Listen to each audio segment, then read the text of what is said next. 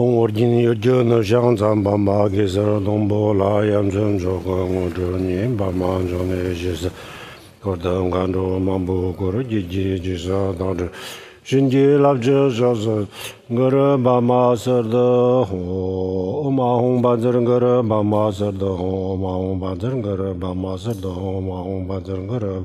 ဆဒဟောမဟုံဘာဇရငရဘာမဆဒဟောမဟုံဘာဇရငရဘာမဆမဟုံဘာဇရငရဘာမဆဒဟောမဟုံဘာဇရငရဘာမOm Banzarangara Bama Sadaho Jela Dajan Zora Dabin Dazoganda Nebi Zabjoza Nadaon Bon Dabjojava Chudan Jajin Beran Zada Sur Chumdan Dingom Bon Jahorayan La Jan Zalo Gangalo Ju Jumni Janja Nila Namda Raza Jinye Donga Jaja Zuja Niji Dakaralo Kanda Tebe Jara Maru Mando Dingwara Jezer Rozo Ganlava Jeda Jayala Jayanda Dadara Jejo Nyamo Nyalo Leji Jano Damza Maru Mazir Dingwara Nyaga Janye Jamza Rada Duni Daja Zabjin Dazo Yanda Lezo Jede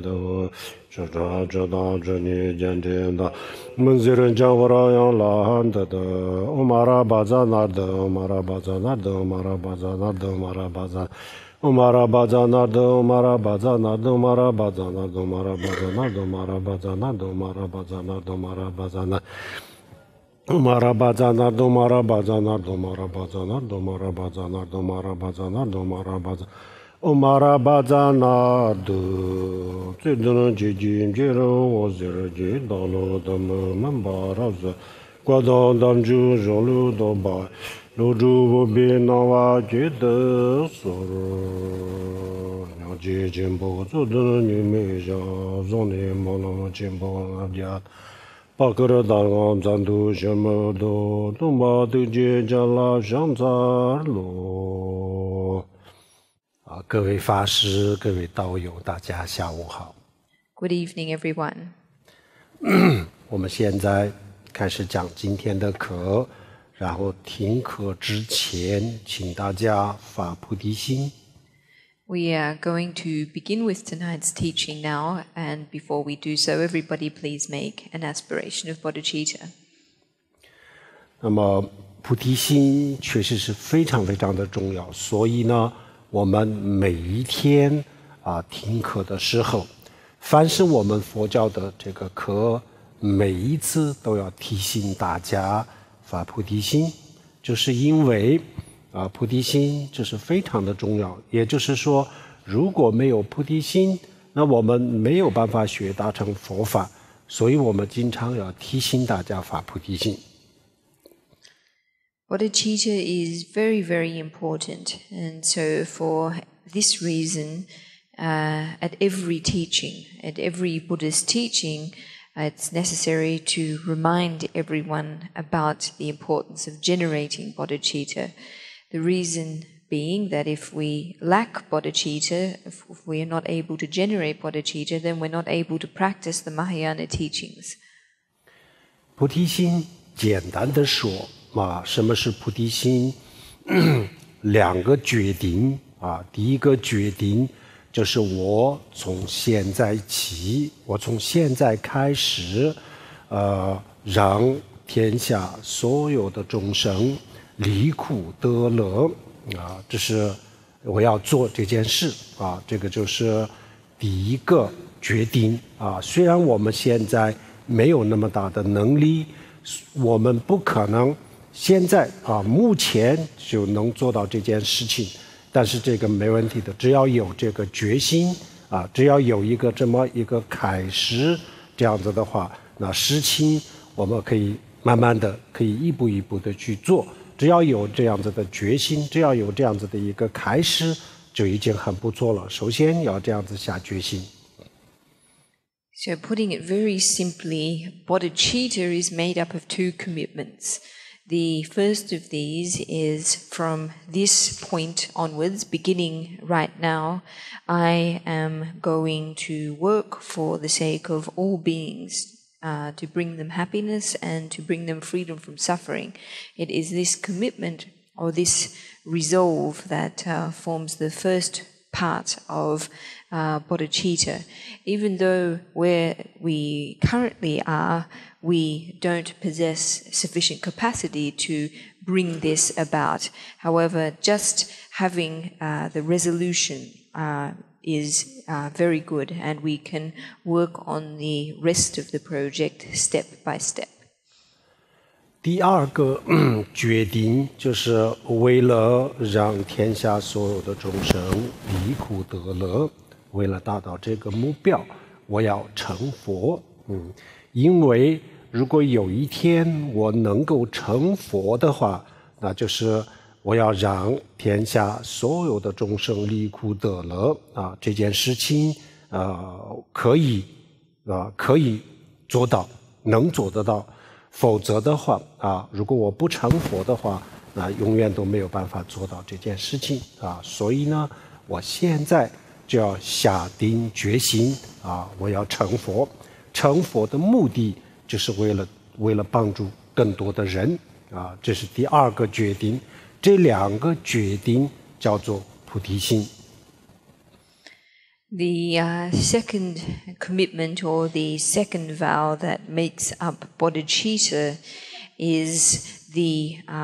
commitment or the resolve to attain Buddhahood oneself. One makes this vow in order to assist other beings in attaining happiness and becoming free from suffering. In order for us to be successful in this aspiration, it is necessary that we first attain Buddhahood. Without attaining Buddhahood, it's not possible for us to bring this about. So right now, at this moment, making the resolve to attain Buddhahood in order to help more living beings, this forms the second part of the bodhicitta commitment, and the first and the second make a complete aspiration of bodhicitta. 我们要相信我们自己的心的力量只要有一个这样子的心愿有这样子的决定的话，那这个我们逐渐可以实现的，这一定会是这样子。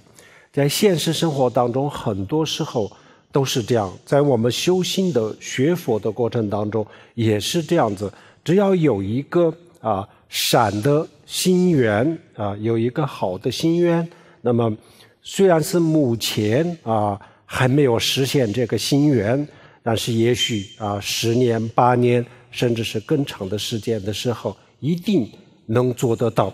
一定能做得到。这个在现实生活当中，我们很多时候都会有这种感觉。然后呢，我们学佛的过程当中呢，每个人几乎都有这样子的感觉，有这样子的感受，每个人都会遇到这样子的事情只要有一个这样子的善的心愿，好的心愿，那么逐渐可以成熟。It's necessary that we have belief in the power of our minds. It's necessary that we appreciate that if we make an aspiration, if we have the necessary resolve, then it is certainly possible that we can gradually realize our aspiration. We can gradually make it reality. This is often the way that things work in our everyday life. And it's the same in terms of our Buddhist practice as well. Whilst our positive aspiration or positive wish might not be something that we are able to actualize right this minute, nevertheless, with some time, perhaps 8 years or 10 years or perhaps a bit longer, it is possible that we can manifest it. So long as we are able to make the aspiration or resolve to begin with, gradually it will be able to mature. 这一生因为我们获得了人生我们生活在人间，而且我们就是非常的幸运，就是我们来这个地球，来这个世界的时候呢，正好佛法还存在所以我们有很多的选择有很多的选择，所以我们一定要静下心来想一想我们这一生应该追求什么，真正的需要的是什么，这个我们必须要去思考的问题。So in this life, we are very fortunate that we have obtained a human rebirth and that we exist in the human realm. We're also extremely lucky that we live in a time when the Buddha Dharma still exists, and because of this we have many choices. So given this to be the case, everyone really needs to sit down and quietly give serious thought to what it is that we really need in this life, what it is that we really need to pursue. 在未来轮回这个漫长的过程当中，我们会无数次的回到这个地球，会回来的。但是我们下一次再回来的时候呢，我们以什么身份回来，这个不好说以人的身份，以动物的身份，以其他众生的身份都不好说，这是第一个。第二个，我们回来的时候呢，佛法的传承，佛法的教育，这一切这个时候是不是保存得很完整，这也不一定所以呢，我们这一次就是作为一个寻求解脱的人来说作为一个想解脱的人来说，这一次是一个非常非常关键的时刻。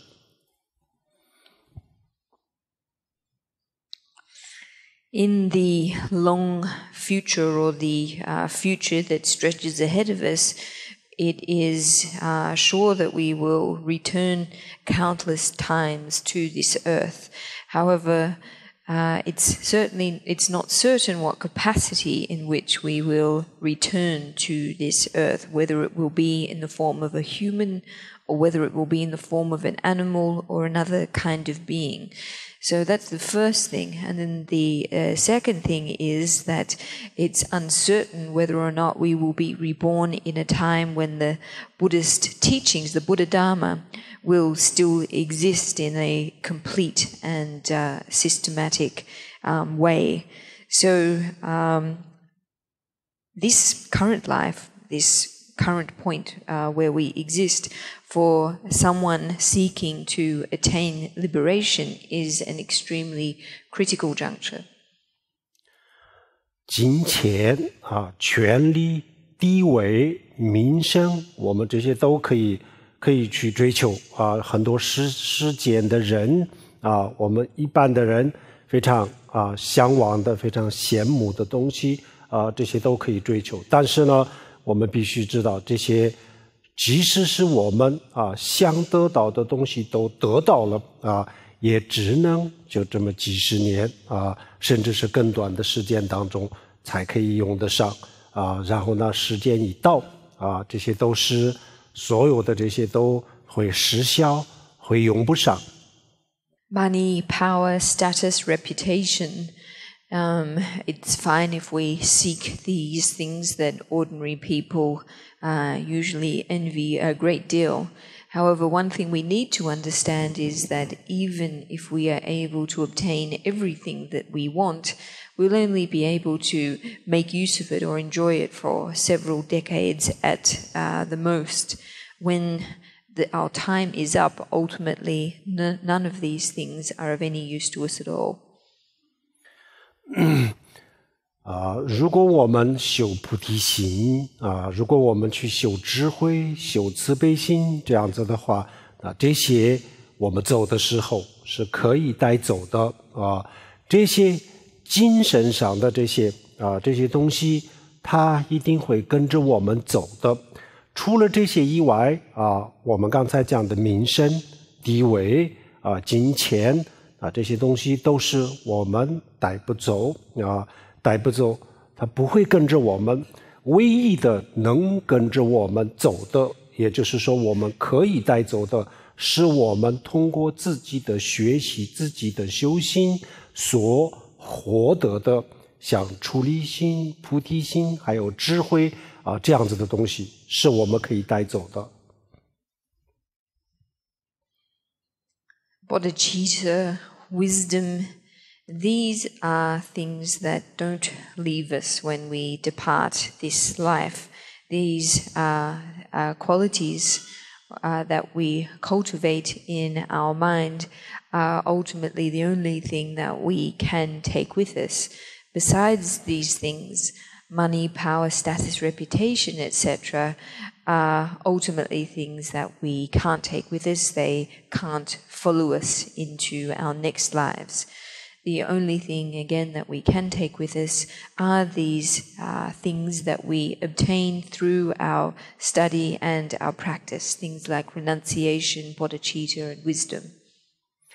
我们每一个人需要生活，需要生存。为了生活，为了生存，我们可以去追求一些世俗的东西。但是呢，我们也别忘了，我们每一个人也不可能只有这个生活和这个生存。这个生活，这个生存，这个人生的旅途结束了以后呢，我们又开始了一个新的旅途。那这个旅途当中呢，我们同样的也要生活，同样的也要生存。这个我们下一世的这个人生的旅途下一世的这个生命不一定是人生，生命的旅途我们怎么去走这个也得要考虑这个也要考虑到我们的人生的这个计划当中。我们把眼光还是要稍微放远一点这样子我们会有安全感。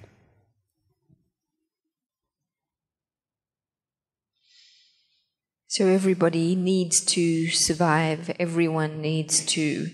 earn a livelihood, and in respect of this, we can pursue some worldly things. However, when we finish this particular lifetime, then we will have the path of another life to follow, and in respect of this, we'll also need to earn a livelihood. And so it's necessary for us to think about our future lives, for us to take a more long-range perspective. And by doing this, we will only then will we really have a sense of security. 我们很多人想人生生命就只有这一劫，只有这一生。除了这一生以外说有下一生。我们很多人觉得不可能或者是怀疑，或者是觉得不可能我们认为很多人认为人生就这么一次这个结束了以后呢，一切都结束了没有下一次。This human life, many people believe it's the only one they have. They don't think it's possible that there are lives beyond this one. They believe that after this life is finished, then everything is finished. 我们为什么这么认为我们这样子我们这么认为，为什么是理由是什么？是一个非常愚昧、非常简单的一个原因比如说。过去的就人类历史上这么几十万年、几百万年，大家都认为地球它是平面的，没有人知道地球是球形的大家都认为是平面的那么为什么他们认为地球是平面的呢？ So why is it that people believe this? What's the reason? Well, in actual fact, it's a very simple, foolish kind of reason that they think so. For hundreds of thousands of years, humans believed that the earth was flat, not spherical. And why was this? 一个身高1.7米的人在海面上或者是在平原上往前看往后看往左看往右看能看多远它的地平线离它多远呢？就是4628米那它的这个地平线就是离它4628米的地方，这个之间之内的东西它都能看得见，然后超过4628米以外的东西呢，因为地球是球形的，所以这个以外的已经在它的地平线的下面，所以它看不见，所以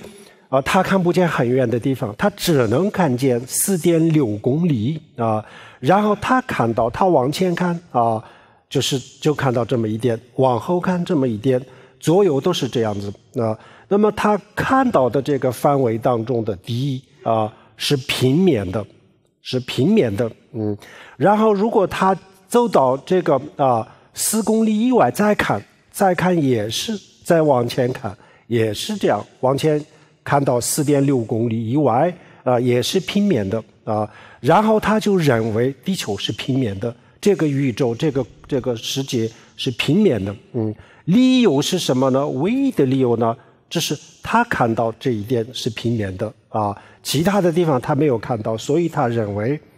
地球是平面，就这么简单，就是一个非常非常简单非常愚昧的一个想法然后就下定义然后就判断大地是平面的。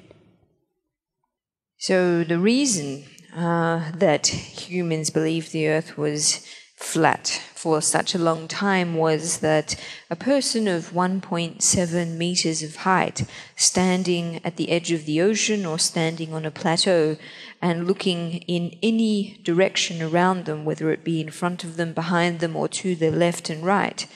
can only see as far as 4.6 kilometers in any direction. That is where the horizon appears. So from up until this point, they're able to see, but nothing beyond this. The reason being that the Earth is spherical, and therefore anything beyond this 4.62 kilometer mark lies below the horizon.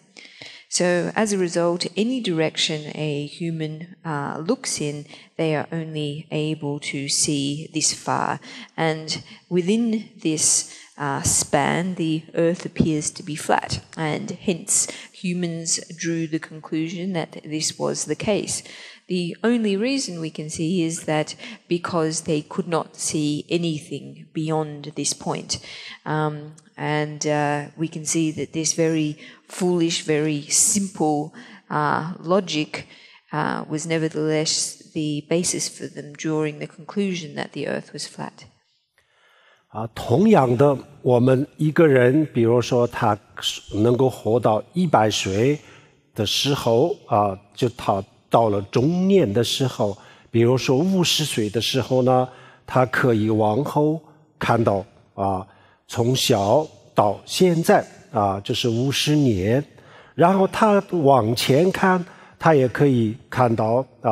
大概他可以看到预测再可以活几十年或者是50年然后呢往前看他看不到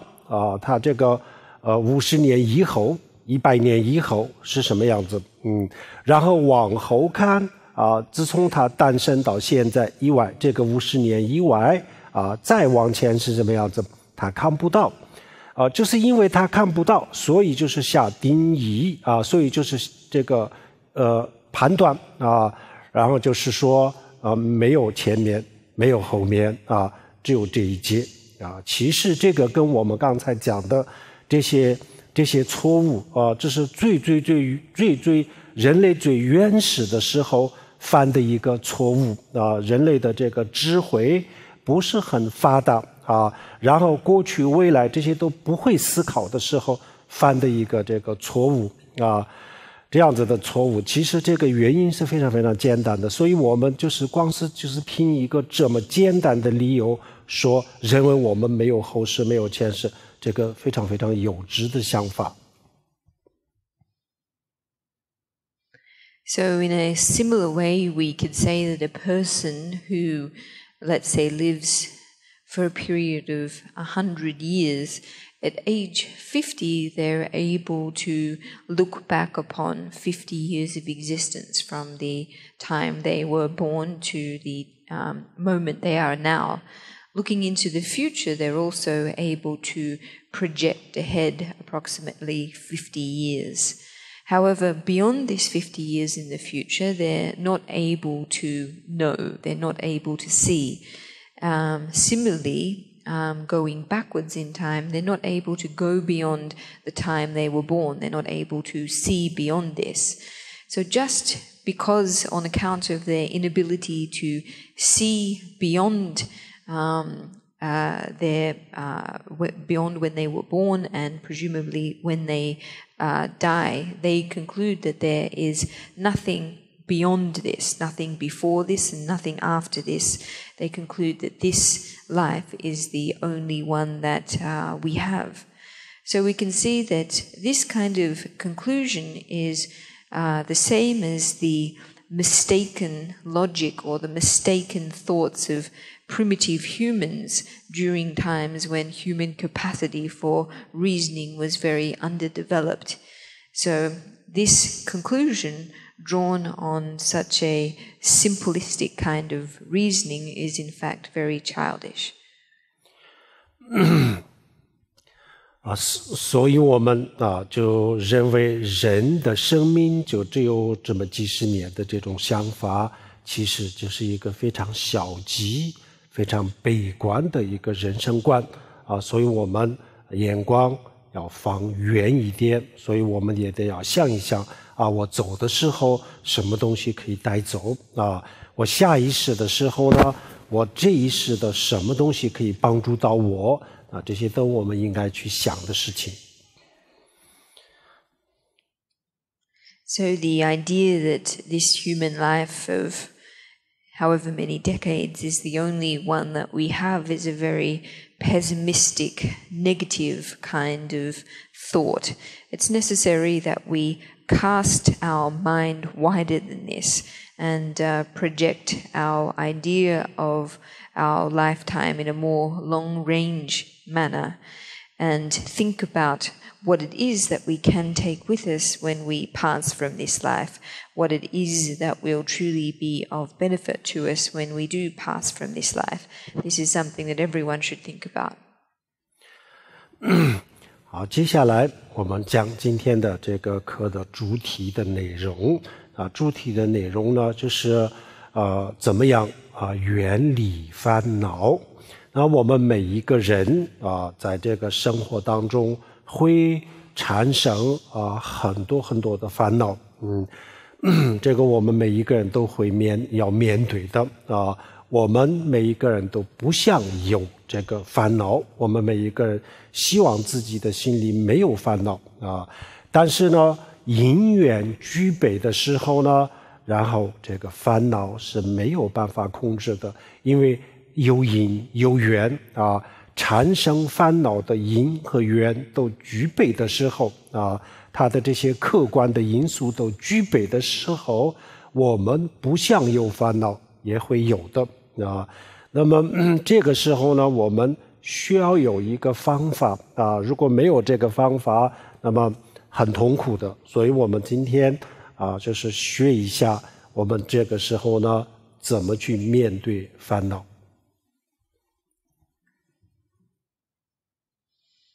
So we're now going to move on to the main part of tonight's teaching. And the topic for tonight's teaching is how to go about distancing ourselves from suffering, how to go about distancing ourselves from afflictive thoughts. Everyone inevitably encounters suffering. Everyone inevitably encounters afflictive thoughts, even though we don't wish to, inevitably we do encounter them. When the objective causes and conditions are in place, we will all experience suffering, regardless if we don't wish to. So what we actually do need is a method to assist us in distancing ourselves from suffering, from afflictive thoughts. If we lack a method, then we will really experience suffering. So the topic that we are going to be speaking on tonight is how to go about confronting, how to go about facing suffering. 首先，什么是烦恼？比如说抱怨、仇恨生气、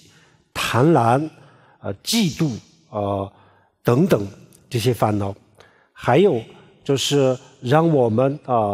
不开心的一些其他的烦恼，虽然不是非常的严重，但是呢也有一些其他的烦恼，比如说攀比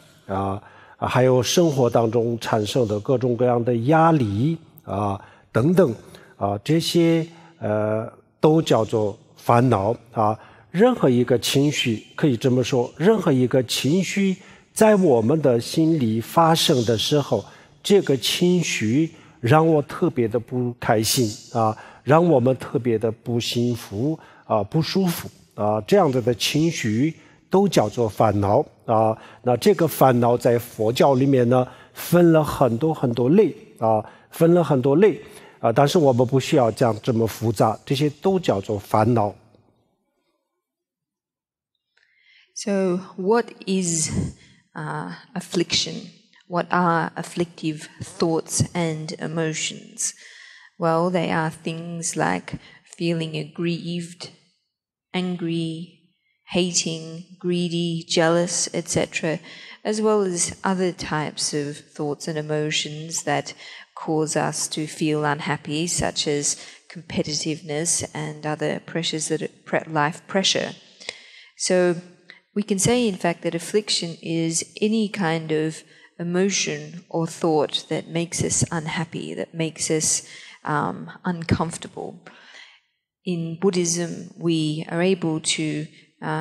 make various distinctions about different kinds of afflictions. We can put them into many different categories. However, we're not going to go into this in much detail tonight. We can just say that all of these kinds of thoughts and emotions are classified as afflictions. 那么这个烦恼它怎么样产生的什么样的条件下会产生烦恼？这方面的研究在现代的这些这个现代的这些文明现代文明当中呢，比如说科技、哲学，还有很多很多的这些学科，把任何一个东西分得特别特别的细然后有很多很多的学科，然后研究得非常的到位但是就是我们的人的烦恼是怎么诞生，然后呢怎么样去控制，怎么样去解决这些方面呢不是很多心理学有一点，但是呢心理学当中呢有一点，但是心理学的很多很多的方法呢也没有什么很突破性的进展所以就是没有一个学科这些世俗的学科给我们提供一个比较满意的方法，所以呢这个世俗的这些学科里面呢，我们几乎都找不到一个非常深入的去研究得非常的到位，然后呢这些方法讲得特别清楚的这样子的学科基本上都是没有的。So how is it that afflictive thoughts and emotions arise? Under what kinds of conditions do afflictive thoughts and emotions arise? In terms of research, there are and the research in contemporary secular academia, there are many different academic disciplines within the sciences, philosophy, many subdivisions as well, all which conduct very good research into their particular domain of inquiry. However, in relation to afflictions, and in particular their arising, how to control them and how to address them, whilst there is some amount of there is some methods regarding this in psychology, there is nothing that is particularly breakthrough. So we can actually say that there is no secular academic discipline that provides us with a satisfactory method or satisfactory, really comprehensive research and clear methods for understanding and controlling our afflictions. 好，这些问题的答案，还有就是这些问题的解决的方法，最好就到佛教里面去找。佛教里面我们可以找到一些比较满意的答案，还有找到一些比较满意的解决的方法。In terms of the answers and the solutions to these kinds of questions, the best approach is to look to the Buddhist teachings. It's likely that within the Buddhist teachings we'll be able to discover satisfactory answers and solutions to these questions.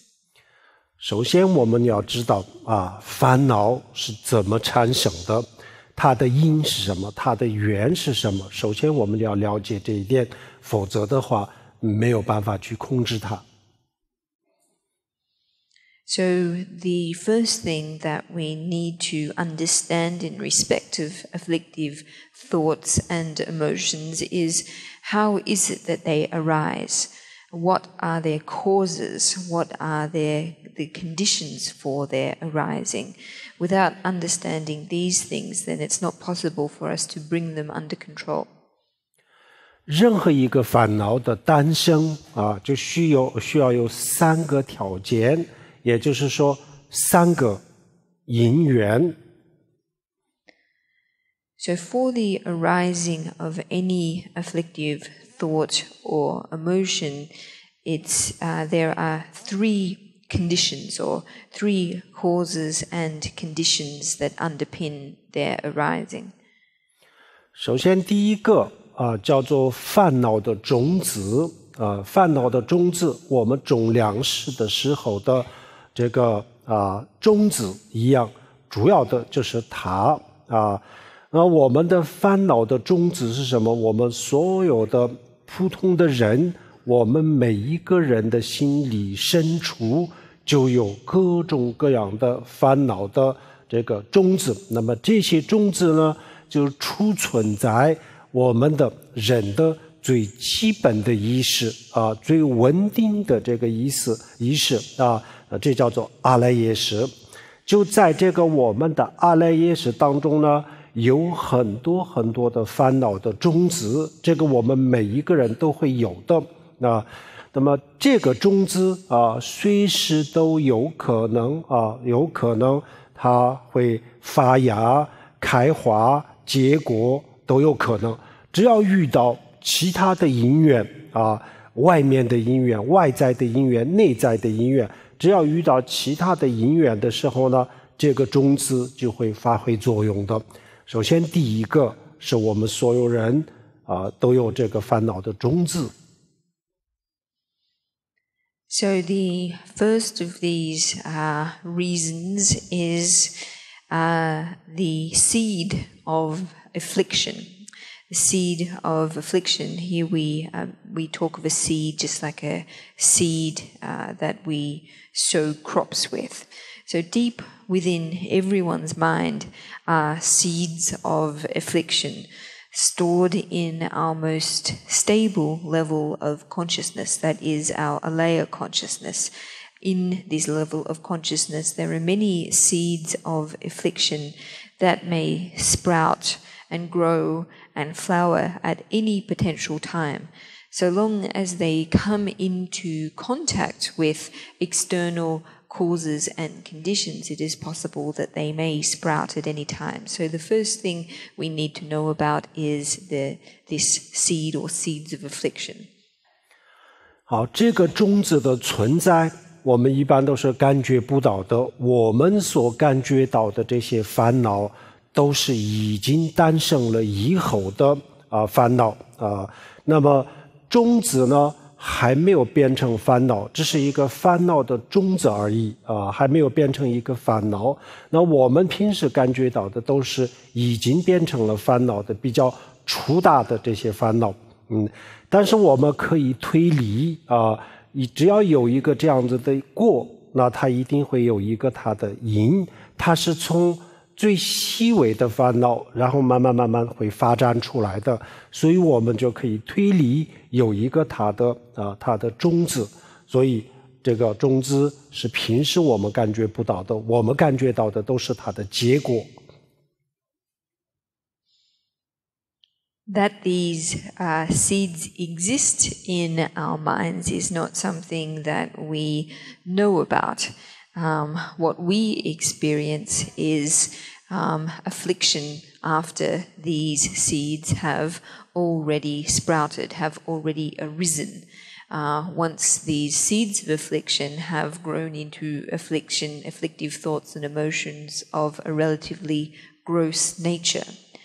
However, even though we don't typically experience the existence or know about these seeds of affliction, it's nevertheless possible for us to establish their existence through a process of reasoning. If we experience afflictions, as a result, there must surely be a cause for them. However, even though it's possible to establish the existence of seeds of affliction this way, in general, we only know about and experience their results. 好，第二个原因是我们自己的一个错误的观念我们对人、对事物、对物质都有很多不同的错误的观念、错误的理解，这是因为我们普通的人还没有看到这个世界的真相，我们没有看到我们自我和我们自己内心的这个真相。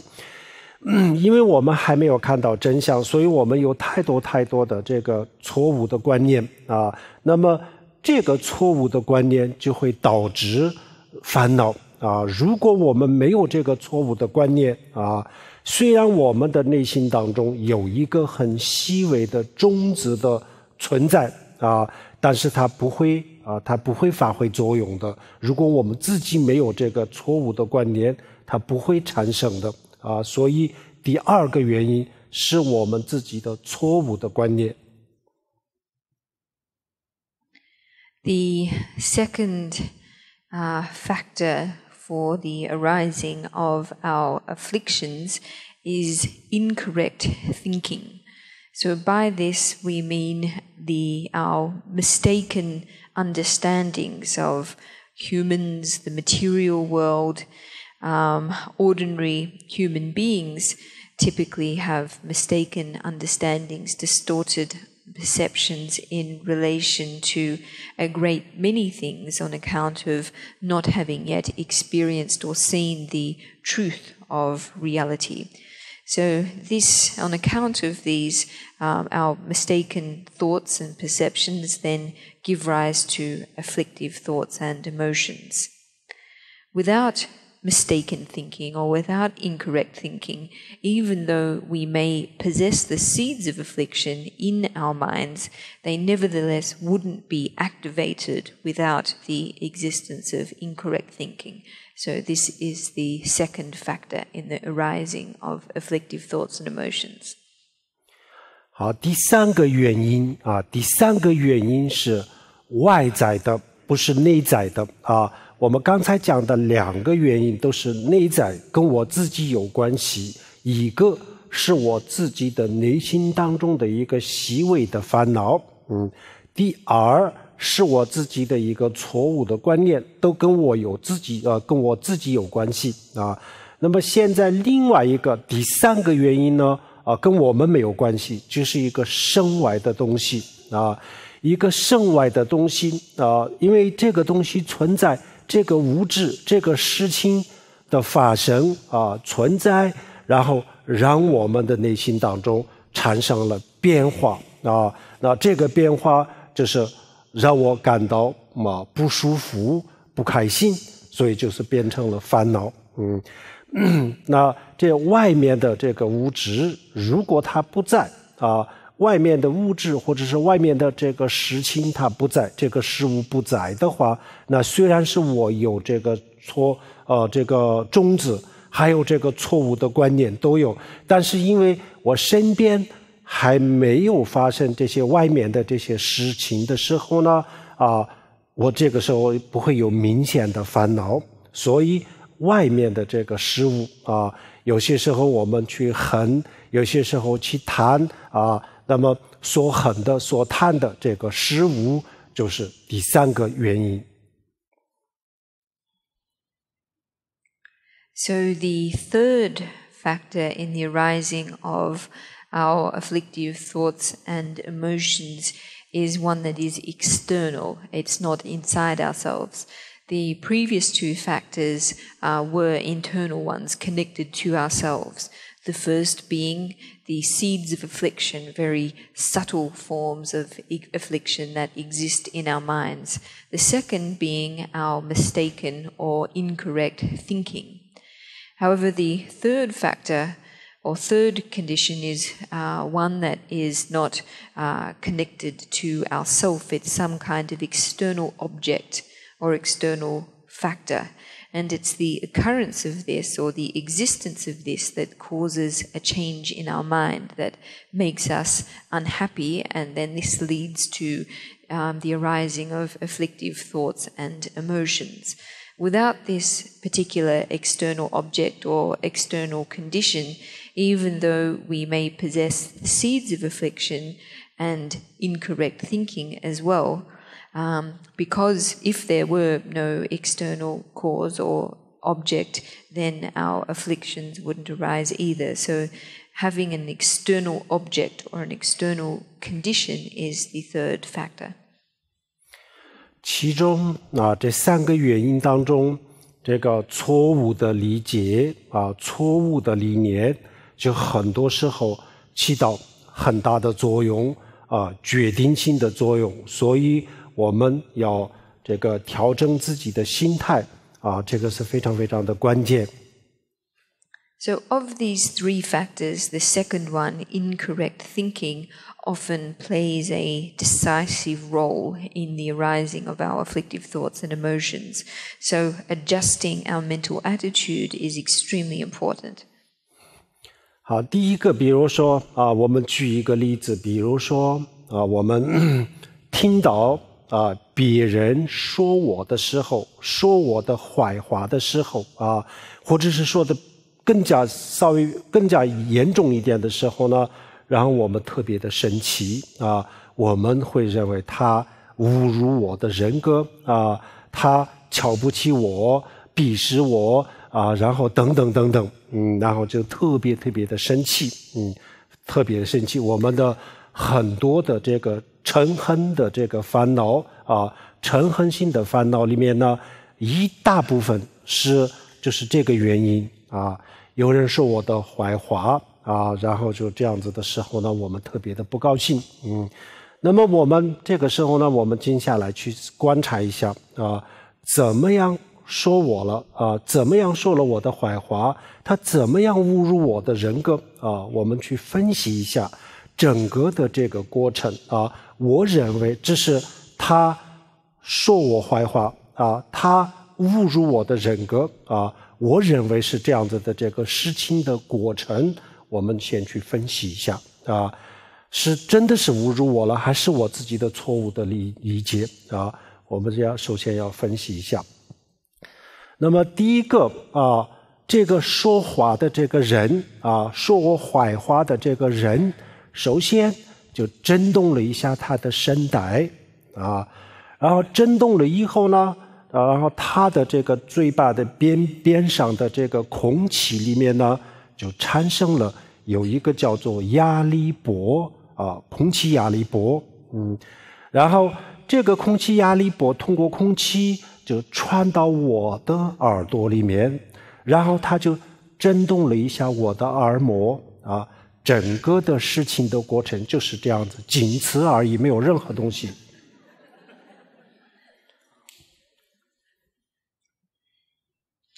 So we can use an example. Let's say we hear someone insulting us or criticizing us, and in a most serious case scenario, we would find ourselves becoming extremely angry. We would feel that the person is looking down on us, condescending us, insulting our character and our integrity, and we would find ourselves becoming very angry. The afflictive emotion of anger would arise, and we would therefore feel very unhappy. However, if we were to quiet ourselves and examine the process or examine the course of what has just taken place, that is, examine the entire course of us being insulted, our character being insulted, then we can inquire as to whether we have really been insulted or whether our feeling that we have is in fact mistaken thinking. So the first thing that we need to look at is the person who speaks the supposedly insulting words. We can, in fact, look at the situation and appreciate that in actual fact, all that has taken place is the person who has spoken the words has moved their vocal cords. This has created a kind of pressure wave in the atmosphere. This has been transmitted to our ears, which has stimulated our own ear membrane. And beyond this, nothing else has taken place. 我们必须要知道他什么都没有说声音是我们自己的大脑里面的画面科学家告诉我们，声音实际上是不存在的，声音这个东西这个世界上是不存在的，它不是物质它不在外面那我们听到的是什么呢？我们听到的是震动了我们的耳膜以后呢，我们的大脑里面呢产生了一种感觉然后这个感觉我们的眼睛看到了这个人的嘴巴在动所以我们认为这个声音就是从他那边传过来的我们是这么认为。但是呢，声音是不会从他的嘴里面传过来，从他的嘴里面真正的产生的是什么呢？就是一个空气压力波而已，没有声音。声音实际上我认为是这个声音在骂我说我的这个声音就在我自己的大脑里面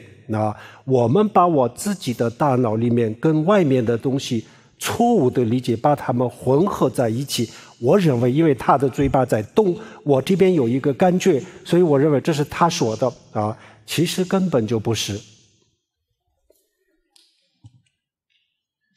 However, we should be able to appreciate that sound, in fact, is only a perception that is manufactured in our brain. It is not something that exists in the external world. What we hear after our ear membranes vibrated is a perception that is produced in our own minds, in our own brains. And it's only because we look and we see the mouth moving of the other person that we conclude that these insulting words have been spoken by them. However, in actual fact, the insulting words, these sounds were not spoken by this person. They were only generated in our own brains. However, it's because we conflate these two that we believe that the insulting words were actually spoken by the person. 这个房间里面我们大家都出去了，所有人都不在，然后呢任何一个生命都不存在任何一个有耳朵的生命都不存在的时候，有一颗灯掉下来砸到这个地板上啊，有没有声音呢？大家认为有没有声音？我们所有人都会说有声音，只不过我们没有听到而已。但是实际上是没有声音的。它掉下来砸到地板上的时候呢，周围的空气里面呢发生了一个压力波，但是这个压力波没有人的耳朵就不会成为声音，不能成为声音，它就是一个压力波而已，没有人听啊，没有人听，那就是产生了这个压力波，它自然就消失了，没有声音。声音是因为有我们的这个耳朵接收器，然后这个接收器再传到了大脑里面的时候呢，就变成了一个这样子我们认为是声音的感觉，实际上就是一种感觉。If everyone were to leave this room such that there was no sound in the room whatsoever, and suddenly a light were to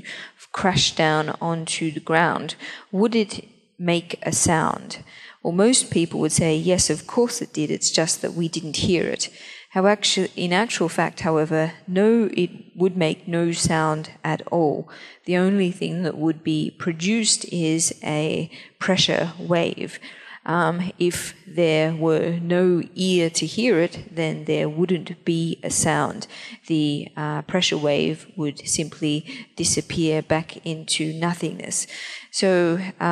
sound only exists because we have ears to hear it that then transmit this information to our brain. In actual fact, what we are hearing is simply a perception. 实际上没有但是呢，我们的错误的这个观念我们从小到大就一直都认为这个声音是第一个是外面存在的，它是物质；第二就是这个人说出来的我只是听而已我们从来都没有想到过这个声音是属于我。我们从来都不觉得这个属于我，我们认为这个声音是属于他的声音但是不是，这个声音不属于他这个声音是属于我们自己的。但是我们的错误的理解，把这个声音就当作他的声音然后我们就认为他在说我坏话这样子以后就开始生气实际上如果我们静下来去思考的话，那我们应该生什么气我们也不知道。实际上他唯一的一个动作就是这个声带稍微震动了一下而已那么空气我们也不应该生空气的气，然后呢我们也不应该生我大脑自己的大脑的气最终我们静下来思考的时候，我们也不知道到底我在生谁的气。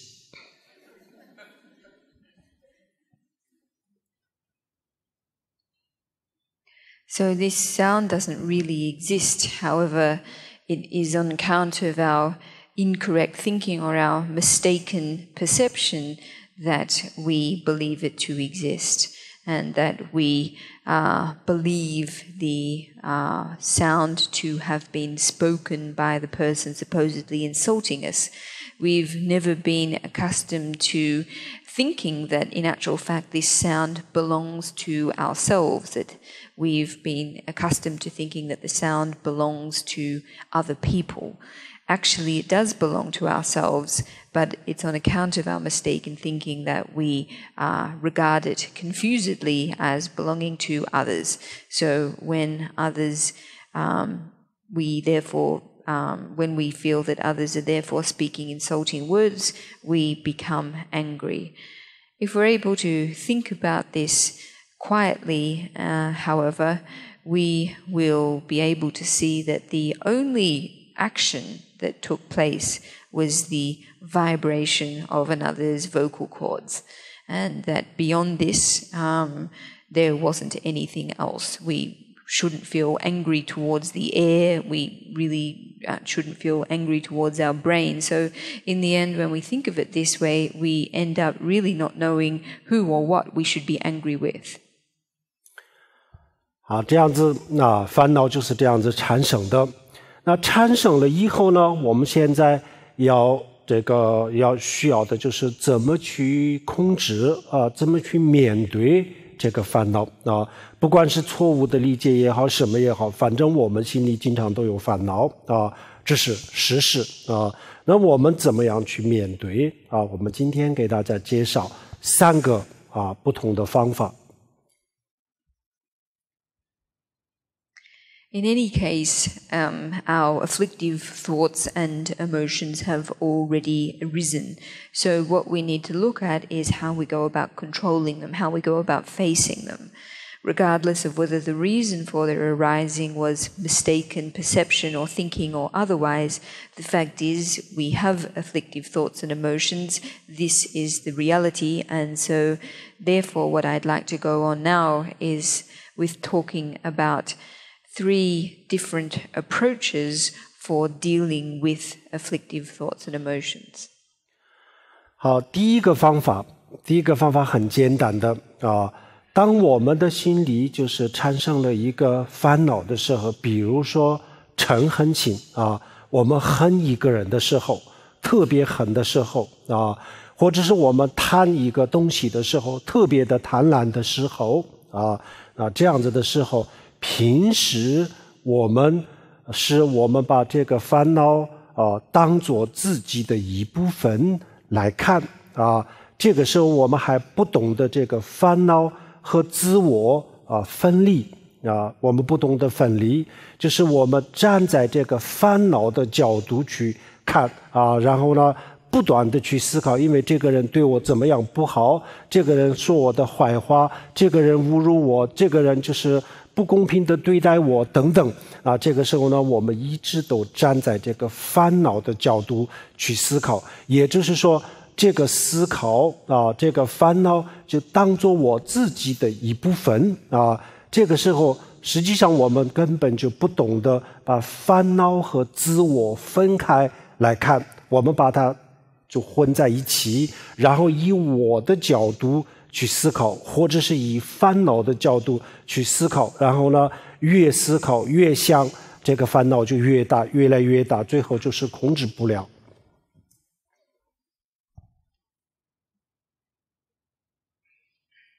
So the first approach is one that is actually quite simple. When we give rise to afflictive thoughts and emotions, whether it be anger or hatred, when we really hate someone or when we really strongly desire something, usually our approach is to regard the afflictive thought and emotion as part of ourselves. We don't know how to separate our self, our sense of self, from the afflictive thought and emotion. And on account of this, we adopt the perspective of the afflictive thought and emotion, thinking things like, oh, this person wasn't good to me, they didn't treat me well, or they insulted me, etc. So because we treat the affliction as part of ourselves, therefore we adopt its perspective. We conflate the two, ourself and the affliction. And if we do this, adopting the perspective of the particular afflictive thought and emotion, it will only grow stronger and stronger until the point where we can't control it. 所谓的站在这个烦恼的角度去看的意思是什么呢？比如说，我们认为有人在说我的坏话的时候呢，然后我就去想这个人就在说我的坏话，这句话就是这个意思然后呢，他凭什么这么说我？平时我对他这么好为什么他现在来这样子对待我？为什么这样子说我？等等，这样子就是这个时候呢，我们没有把这个烦恼和我自己分开。这个时候我们这样子越想然后这个烦恼就越大这叫做这时候烦恼跟我们的自己站在一个方面，然后去看这个问题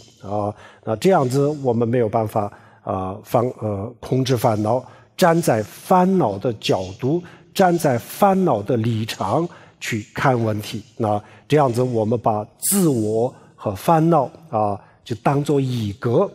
去思考，把这个烦恼的这种想法，就是当作自己的想法去看这样子烦恼就是没办法控制。So when we talk of adopting the perspective of a particular negative thought or emotion, we mean something like when someone is insulting us, thinking things like, how dare they insult me like this? I'm usually so good to them. Why is it that they are treating me in this way? So when we do this, we are not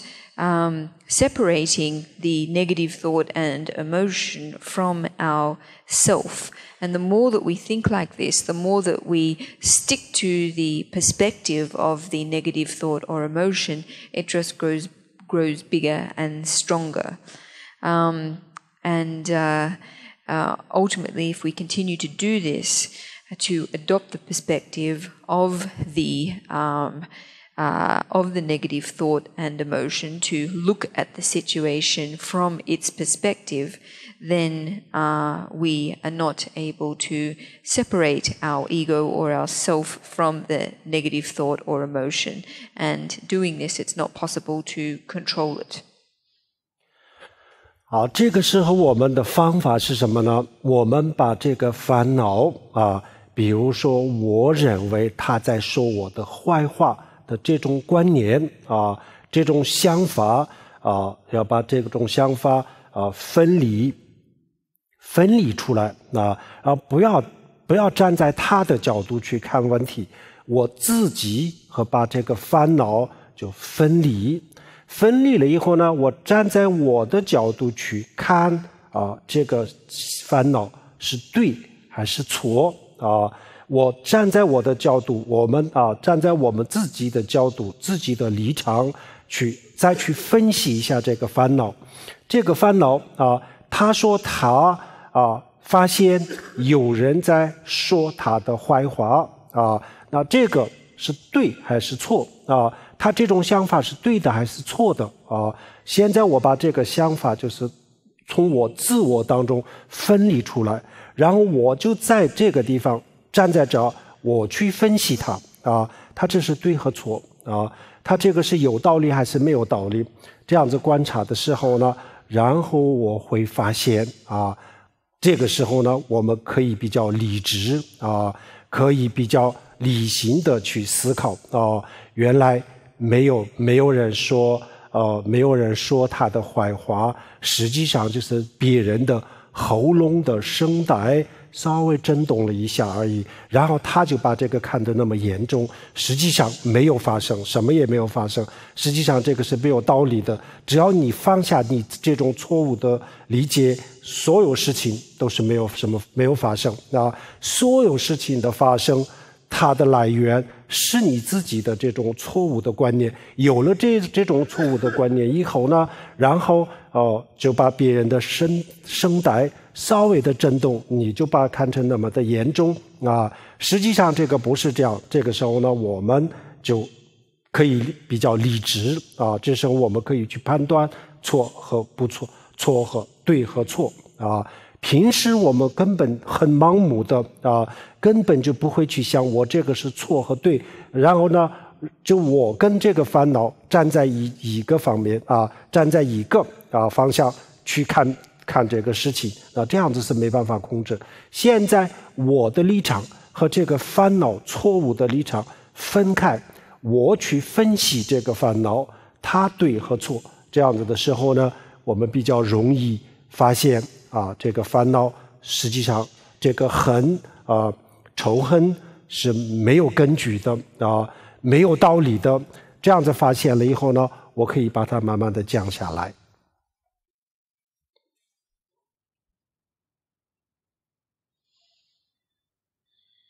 So what should we do in this kind of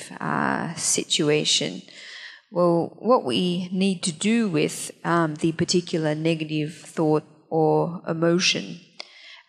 we need to look at the negative idea and essentially dissect our selves or separate ourselves from the negative thought or idea.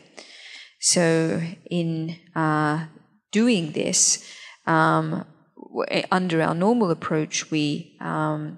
look at the affliction, we stand at from the perspective of the affliction. And however, with this particular method, what we do is separate ourselves from the afflictive thought or emotion and then analyze it from this other perspective. So when we look at the negative thought in this way, we can say that, the afflictive thought or emotion says that someone is insulting it. Is this true or not? So if we're able to separate ourselves from the negative emotion and to look upon it from this different perspective, then we can assess whether or not what we are thinking is happening is really the case or not, whether or not what we're thinking is reasonable. So if we're able to do this, we're able to actually separate ourselves from the afflictive thought or emotion and no longer adopt the same perspective, then we can be more reasonable and rational in our own thinking. We can see that in the case of someone insulting us, that in actual fact this is not taking place. All that is happening is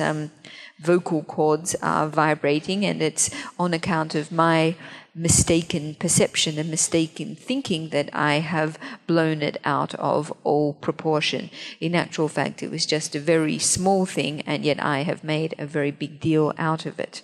So in doing this, we're able to assess whether what we are thinking is real or is not. However, usually we're extremely muddled because we do adopt the perspective, or we do look at things from the same place as the affliction. We approach things in the same direction, and because of this, we're not able to control afflictions when they arise. However, if we are able to separate our sense of self from the negative thought and emotion and look at it from a different perspective, then we can see that this strong emotion of hatred or anger in actual fact is not based in reality, and in this way it's possible for us to gradually reduce its hold over us.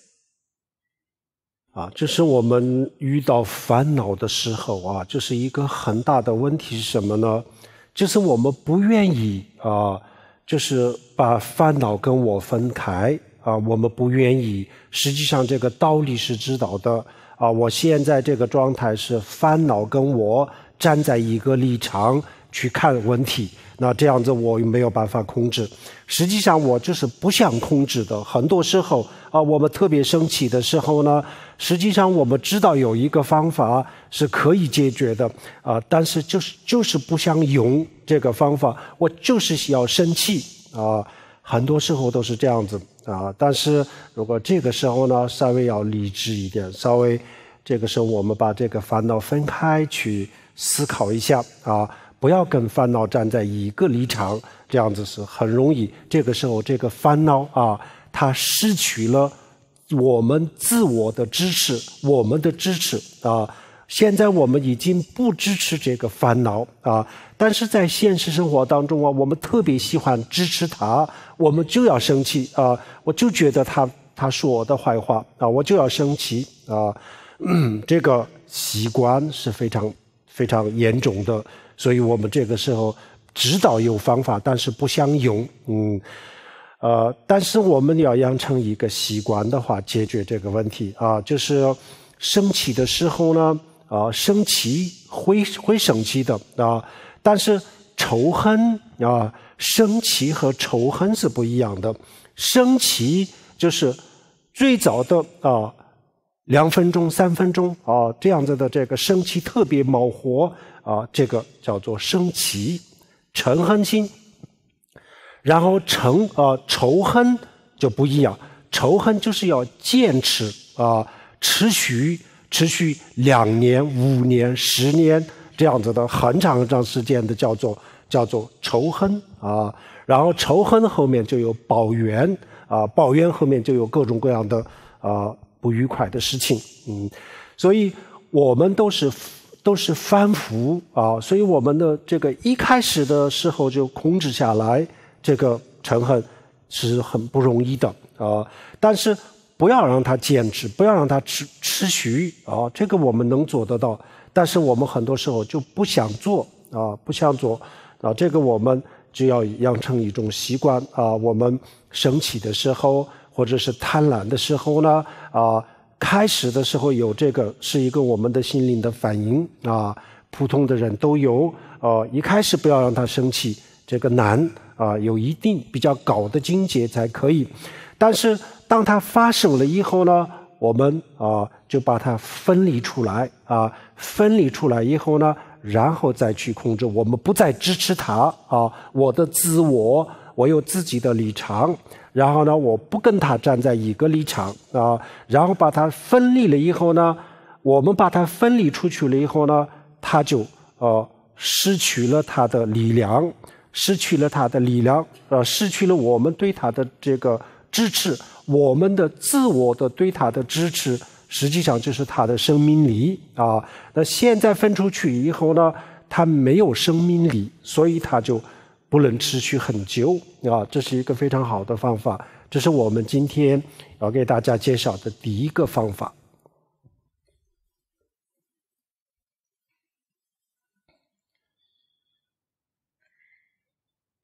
So one issue is that when we give rise to negative thoughts and emotions,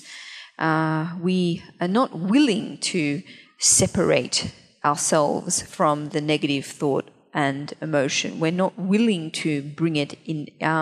under control. This is especially the case when we get very angry, even though we may know that there is a way for us to deal with this anger. In the heat of the moment, we really just don't feel willing to do it. We feel that whatever the case may be, we're just going to continue to be angry. In this situation, however, we really need to be rational and to learn to be able to separate ourselves from the negative thought and emotion, to not adopt the same perspective. And if we're able to do this, then the negative thought or emotion loses the support of our self. Usually we tend to give our support, the support of ourself, to our negative thoughts and emotions. We think that people are insulting us and therefore we get angry. And this is a very serious negative habit on our part, that is, knowing that there is a way to approach these negative thoughts and emotions constructively, but not being willing to put it into practice. So getting angry is something that is inevitable. All of us will feel angry, but feeling angry in the short-term sense is different from lasting anger or hatred. In order for this to come about, this is and requires enduring this negative mental state for a long period of time. So if at the beginning, in order to address negative thoughts and emotions before they arise or just as they are arising, is something that's very difficult for us to do as ordinary people. In general, we would need a relatively more advanced level of practice to be able to manage afflictive thoughts and emotions at this point. However,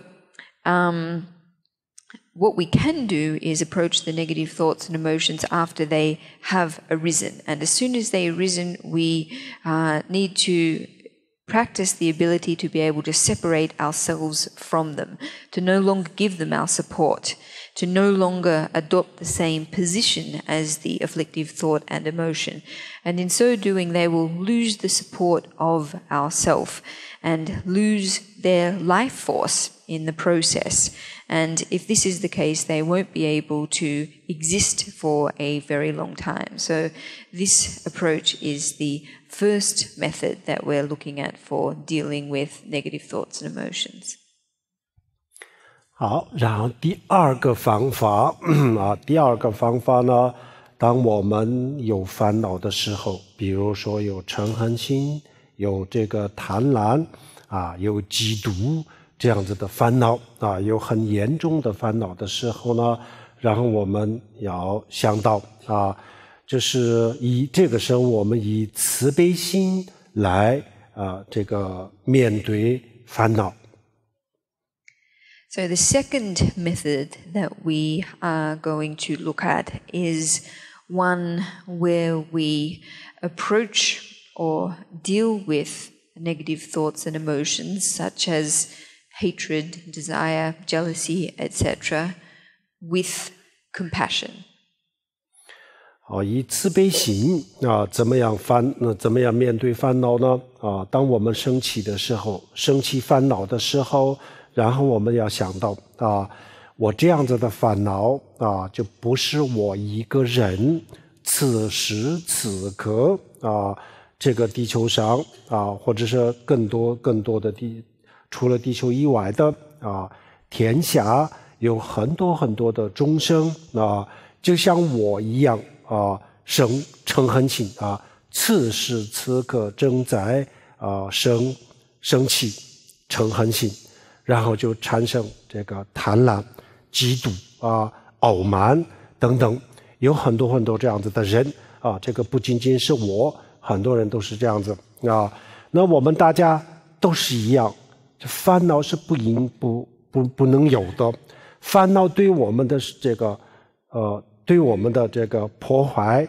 对我们的这个伤害是非常非常严重的，但是我们大家都不知道我们有这么严重的烦恼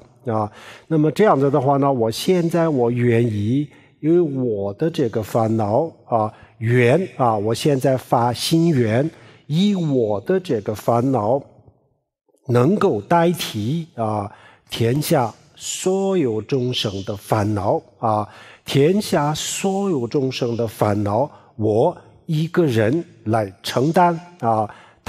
我希望他们都远离烦恼，远离嗔恨心，远离这个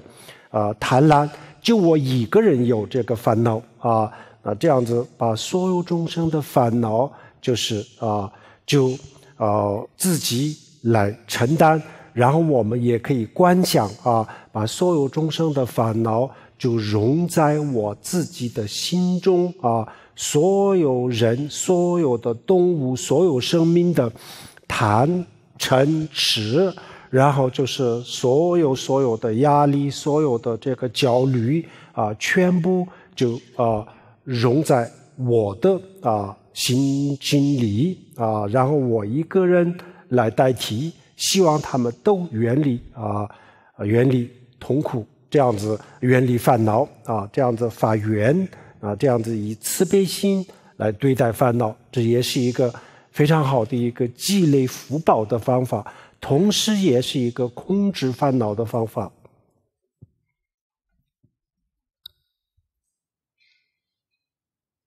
So how is it that we go about using compassion to deal with negative thoughts and emotions? Well, we do this by when afflictive thoughts and emotions arise by thinking like this. This state of this particularly negative thought or emotion is not one that is just being experienced by me. In this wider world, there are many beings who are just like me, feeling angry or desiring or jealous or prideful. There are many beings, not just myself. Everyone is the same. This negative thought or emotion is bringing them great harm, is a very serious thing, and yet we don't realize the harmful nature of it. So thinking like this, we make the sincere wish that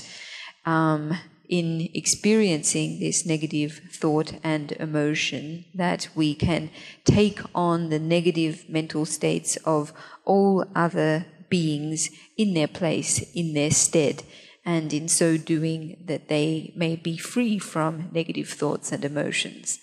And while we're thinking like this, we can also imagine or visualize that all the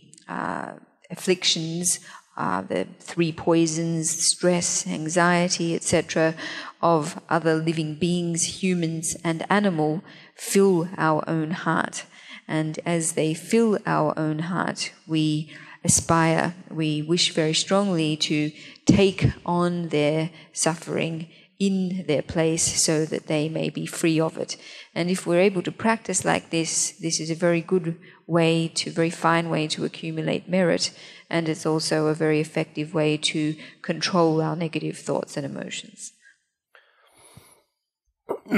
我们在现实生活当中经常遇到各种各样的烦恼失恋、离婚、工作不顺利等等等等，很多很多的东西因为我们的内心从来都没有训练过，所以非常的脆弱。所以外面的这些东西稍微有一点点变化的时候呢，然后我们的内心就是受不了，我们没有办法面对，特别的这个痛苦尤其是现代人过度的依赖物质，我们想所有问题都可以用物质来解决，但是我们最后发现很多东西是不能用物质来解决在这个过程当中呢，我们越依赖物质，我们的内心就变得越脆弱越脆弱这个时候呢，我们的这个内心就是没有办法去承受这些压力会出各种各样的问题。那这个时候我们特别伤心特别的难受，特别焦虑，这样子的时候呢这个时候就不要做任何的决定，不要说任何的话，不要做任何的事情，因为这个时候我们所做的判断决定基本上都是错误的，这个时候说的话基本上都是错误的。当我们的烦恼慢慢没有了以后呢，我们自己也会很后悔的但是话已经说出去了，没办法收回来事情已经做了，没办法收回来，所以就是我们自己也就到了一个很后悔这样子的地步，最后就是变成这样子。所以这个时候呢，我们要谨慎一点这个时候最好不要做任何的决定，最后不要做任何的选择，所有的选择这个时候都是错误的这个时候我们唯一的我们可以做的应该做的就是找个地方静下来然后呢不要把烦恼跟我站在一起把这个烦恼分离出来了以后呢，然后再去分析然后再去这个烦恼通过这个烦恼，然后我来代替所有众生的这个烦恼等等这个时候我们把这个烦恼分离出来了以后或者是我没有跟烦恼站在一个立场的时候呢，然后我们这些都可以做这些都可以做，这些方法都用得上当我们跟烦恼站在一个立场的时候呢，所有的方法都是没有用的所有的方法这个时候都不相用，我们都不相用的所以我们首先把烦恼分离出来，然后就是以刚才的方式来代替所有众生的痛苦。那这个时候我们的心里就产生了一点慈悲心这个慈悲心，这个烦恼就慢慢的转化了慈悲心烦恼也就慢慢的可以减少。然后这个烦恼本来有了烦恼会造业的有造业造罪的，但是呢我们通过这个方法，这个烦恼不但是没有造罪而且就让我们积累福报，让我们升起慈悲心这个就是逆缘把它变成了顺缘这也是一个大乘佛教的一个修行的方法，也是非常重要的，也很有用的，希望大家用得上生活当中我们每一个人都会遇到很多的烦恼那么当我们遇到烦恼的时候，大家要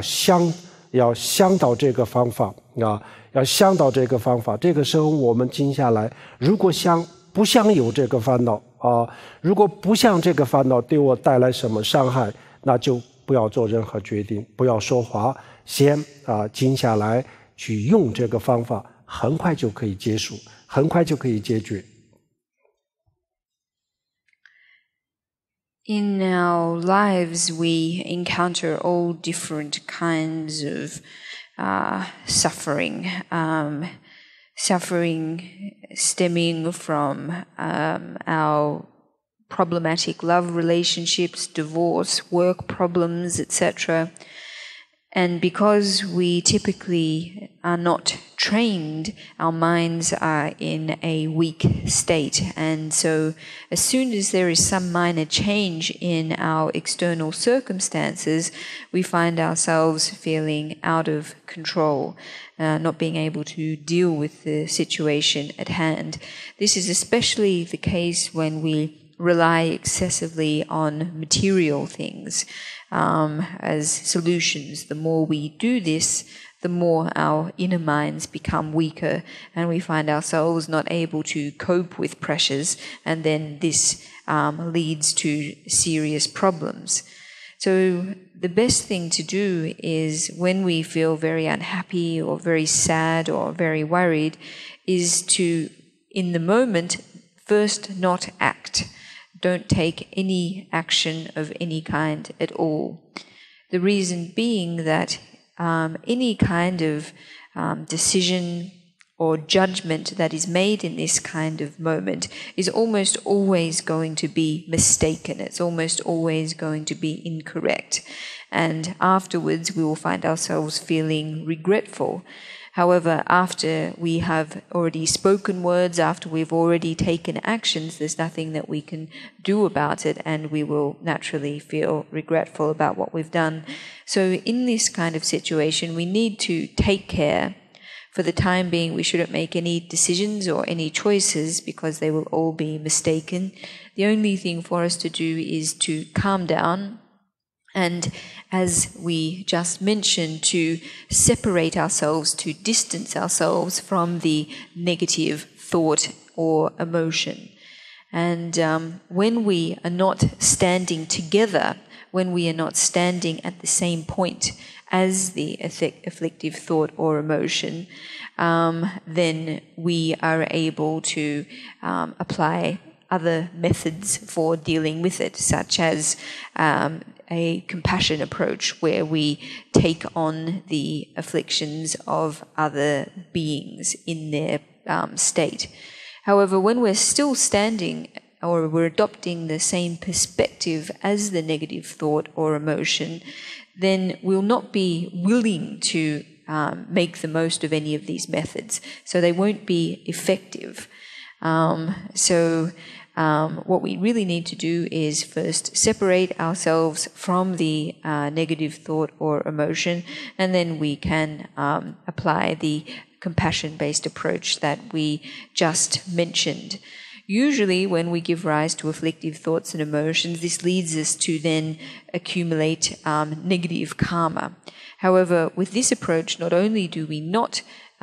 commit or accumulate negative karma, but rather we use the opportunity to transform our afflictive thought and emotion into positive karma, into compassion.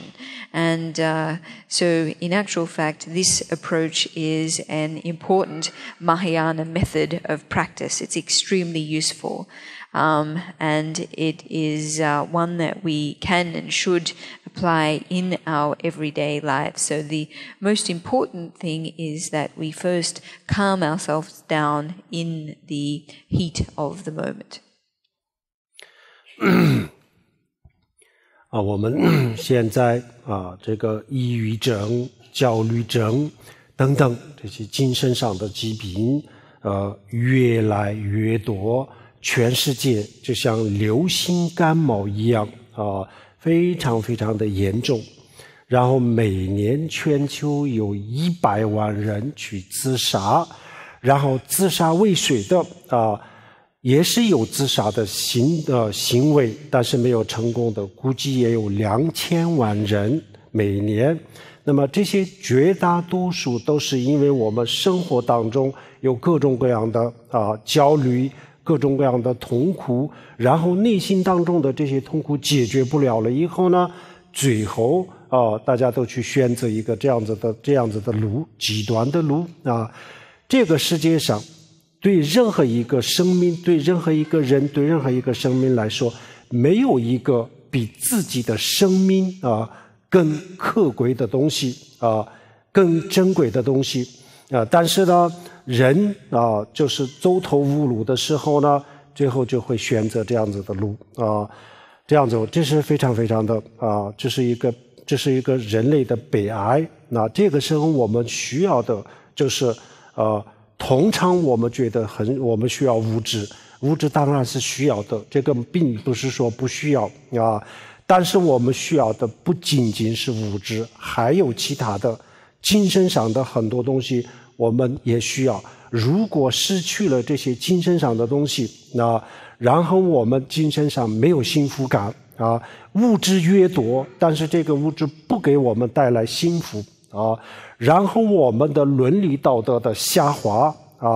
这些都跟我们的精神上的东西有关系。因为大家的精神空虚了，唯一的生存的目标是物质，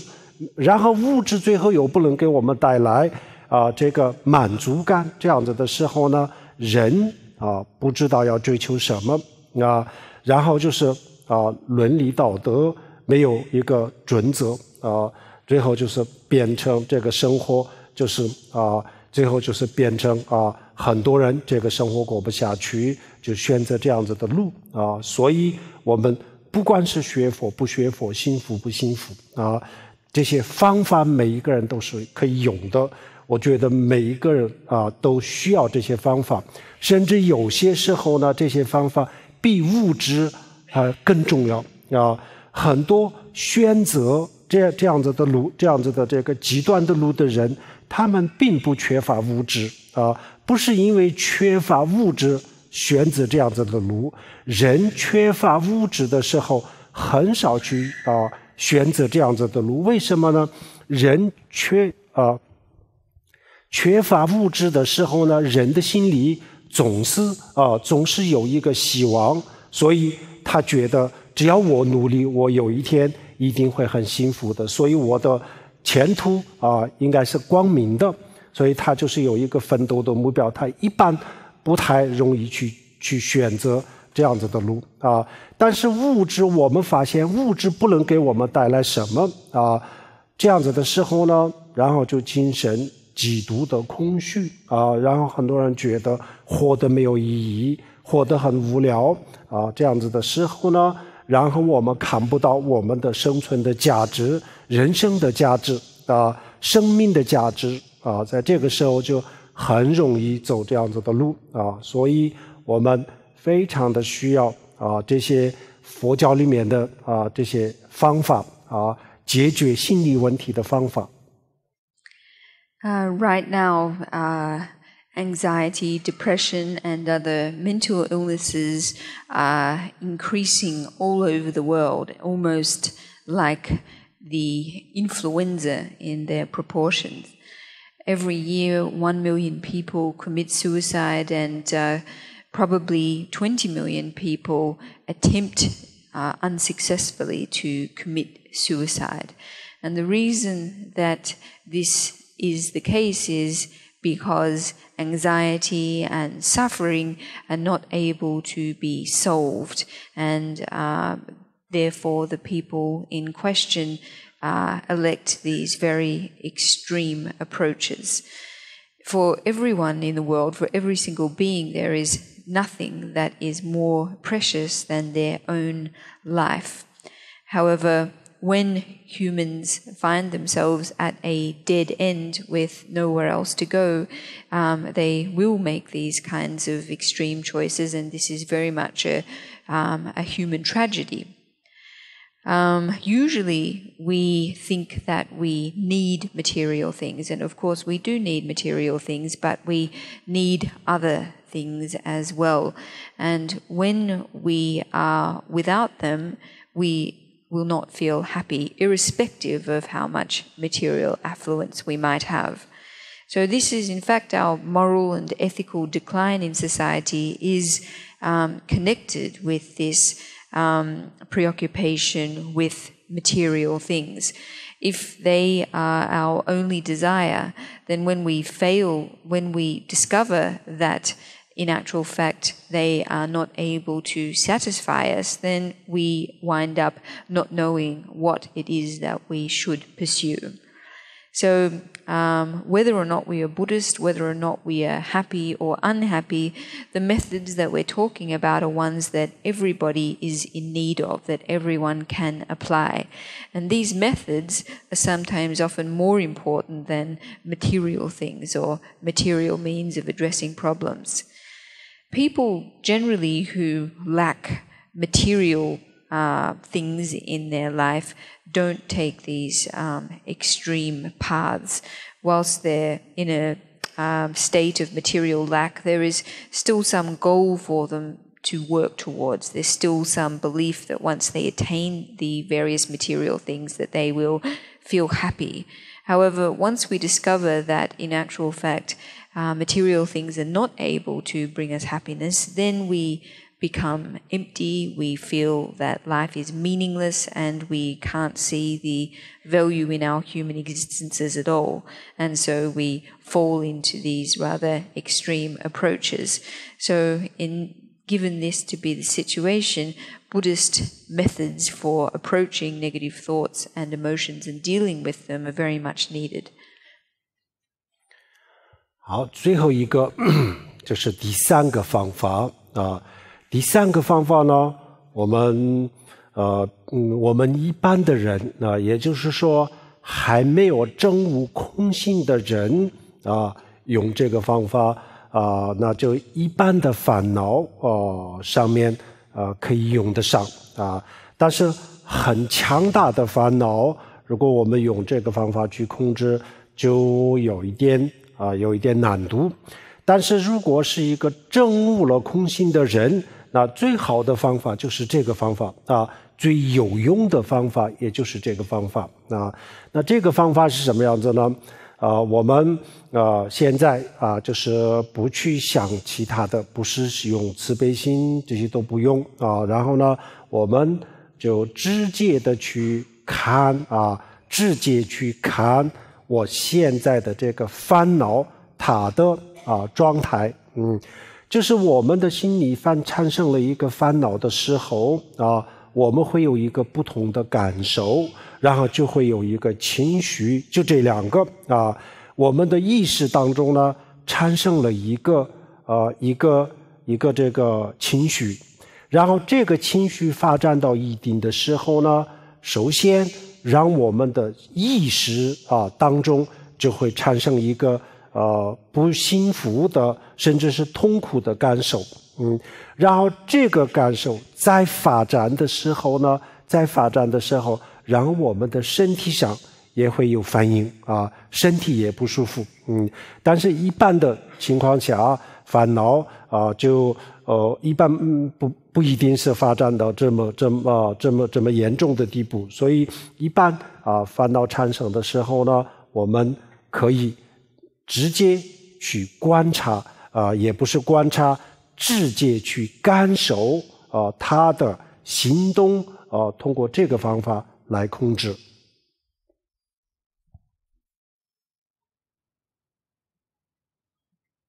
So the last method of addressing afflictive thoughts and emotions that we're going to be looking at is one where we don't apply any of the first two methods that we spoke about. What we do is look directly at the nature of the afflictive thoughts. So for someone for a practitioner who has not yet realized emptiness, the first two methods that we mentioned can be very effective. However, not necessarily effective in situations of very extreme negative thoughts and emotions. So when we take this approach of looking directly at the nature of negative thoughts and emotions, we see that when we give rise to an affliction, there is an emotion, and then there is often a physical manifestation or a physical response in our bodies. It's not necessarily the case that ordinary afflictions will develop to the extent of having physical manifestations, but this is the case in more serious or stronger situations. So in adopting this approach, what we're doing is directly looking at, or rather directly experiencing, the movement of afflictive thoughts and emotions, and using this as a way to bring them under control. 这个具体的方法我们就产生了一个烦恼，或者是焦虑压力让我们不开心产生了一个这样子的不开心的感受，这样子的时候呢，我们就身体最好做这个禅定的姿势或者是不方便的话，那就什么样的姿势都可以的。主要是心我们的心去直接去感受它首先看它怎么诞生诞生的时候，这个烦恼诞生了焦虑诞生诞生了一个焦虑，诞生了一个烦恼然后这个过程我们去感受然后呢，现在它已经诞生了，它存在，它在我的心里还没有消失那没有消失的时候呢，我们也去看到底什么叫做这个烦恼到底是什么样子直接的去感受然后这样子以后呢，它就一般的烦恼，不是很强大的烦恼，它就会消失的会消失的但是我们可能是需要一点时间可能有些时候是不是那么容易烦恼消失了，但是呢它等一下它又会回来的所以我们要花一点时间来观察去直接去看这个烦恼看到了以后，我们发现了这个烦恼的行动以后呢，它很多的烦恼自然就会下降，然后就会消失。So in terms of actually how to go about practicing this method, when we give rise to a negative thought of stress or pressure or unhappiness, what we should first do is preferably sit down in a meditation pose. This is not necessary, of course. We can sit however we like. The most important thing is to observe our minds, to directly experience our mind, to directly observe how it is that a particular negative thought arises, such as anxiety. Having arisen, now existing, not having yet disappeared, we look to what is in actual fact this thought, what is the nature of this thought. And as we do this, if the negative thought or emotion is not strong, then it will disappear. However, this kind of practice is something that we probably need some time to work on. It's not easy because once a particular negative thought has disappeared, very often it returns very quickly. So in practicing this method, what we do is observe the movement of afflictive thoughts and emotions, and in so doing they become weaker and eventually disappear. 比如说我们在一个空房间里面打坐的时候呢，我们发现从这个门里面有一只老鼠进来了然后老鼠进来的时候呢，我们发现它进来了然后我们一直都在看它的行动然后老鼠在这个房子里面呢就转来转去，最后他发现这里有一个人在看他那他就自然就会跑出去同样的，我们的就产生了一个这样子的念头的时候呢，然后平时我们不关注的时候呢，它发展到很严重的地步，就是没完没了的然后就延伸，它想象力非常的丰富然后我们现在静下来，首先把烦恼跟我们的这个自我分离。我现在是一个旁观者，我在看这个烦恼然后烦恼就像一个老鼠一样，一只老鼠一样，在我的心里诞生了。诞生了以后呢，它现在就是存在那存在的时候呢，它发现我在看它的行动我在检视它这样子的时候呢，它发现了以后呢，它就会消失的它自然就会消失的但是这些都是一般的比较不太严重的烦恼才可以这样子。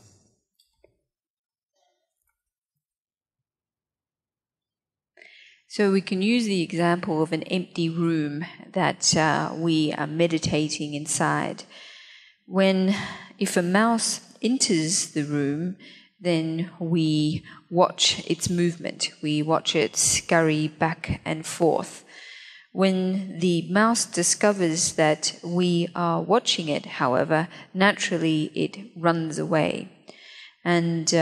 when we give rise to thoughts in our mind, if we don't notice that we are doing so, then they go on to develop and become very big and great in their extent. So the first thing that we need to do is to separate ourselves from the thought or emotion, to adopt the perspective of a bystander or a spectator. And afflictions, just like the mouse, after they have arisen, exist. However, when the affliction discovers that it is being observed, it will dissolve of its own accord. However, it usually happens like this in the situation of less serious or not so strong negative thoughts or emotions. 好，今天我们如何远离烦恼的方法就讲到这里，希望大家用得上。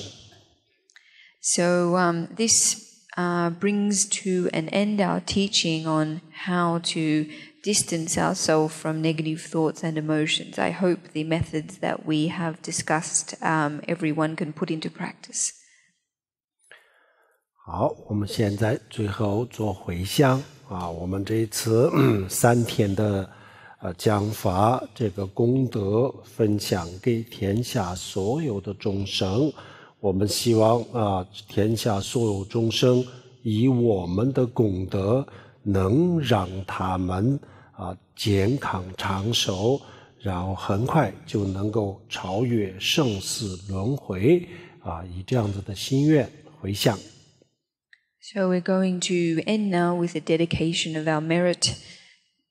and do so with the prayer that the merit that we have gained through attending these 3 days of teaching can be shared with all living beings, and that on the strength of this merit they may achieve health and long life and rapidly transcend the sufferings of cyclic existence. 说能的一他这是把年都你别着能盘学着，也干那结瓦龙这把，这边做连着周人说，我们我们整个人把马色的红。我们红板整个热巴马色的红，我们红板整个热巴马色的红。谢谢大家，阿弥陀佛。